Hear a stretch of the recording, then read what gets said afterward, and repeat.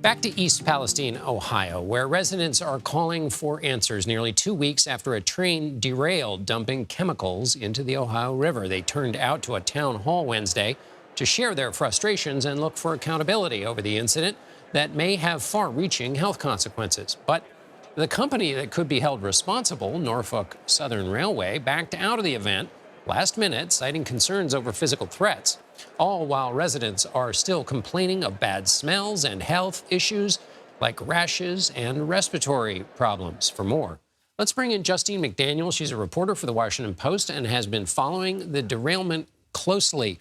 Justine, what's up with the water? Can you drink it? Only bottled water? What's the latest? Yeah, hi, John. So yesterday we heard Ohio officials tell residents in East Palestine that they should drink bottled water until they've tested the municipal water supply and confirmed it's safe. Today, this afternoon, just a few hours ago, we heard that those test results had come back, and Ohio state officials said the water is safe to drink, that they didn't detect any of the contaminants either in the wells that the water comes from or in the treated water that would flow out of people's taps.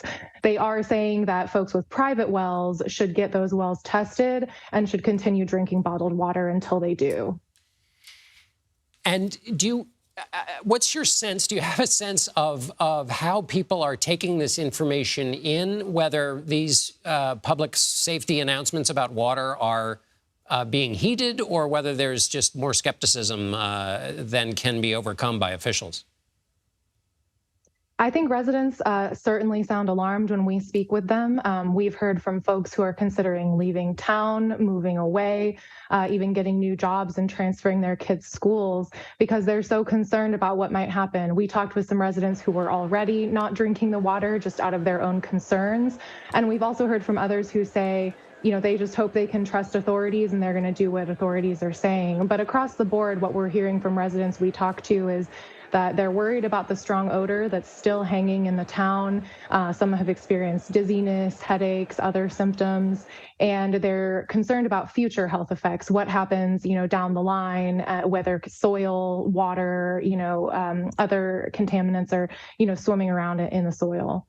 And speaking of things swimming around, the chemicals that were in the air, are in the air, were or are in the ground, what are they, and are they consistent with these reports that you've had of people having difficulty breathing and the rashes and so forth? Yeah, the reports of the symptoms are consistent with what can happen when you breathe some of these vapors. There were 4 chemicals that leaked out of the rail cars, we now know from the EPA, and 2 of them were of primary concern. Vinyl chloride, which is a carcinogen and which creates other toxic chemicals when burned, and butyl acrylate, which can create poisonous gases when burned. Vinyl chloride, experts have told us, can also move through soil and water, can persist in groundwater. So now that the immediate air pollution event, is over, the fire is no longer burning, the focus is shifting towards, is the soil contaminated? Will this move through the ecosystem and contaminate water, contaminate soil that, for instance, livestock might consume, that kind of thing.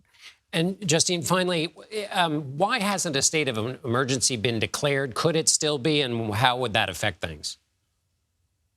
We've heard environmental advocates calling for a state of emergency to be declared by Governor Mike DeWine. A state of emergency being declared would unlock FEMA aid and funding for the town.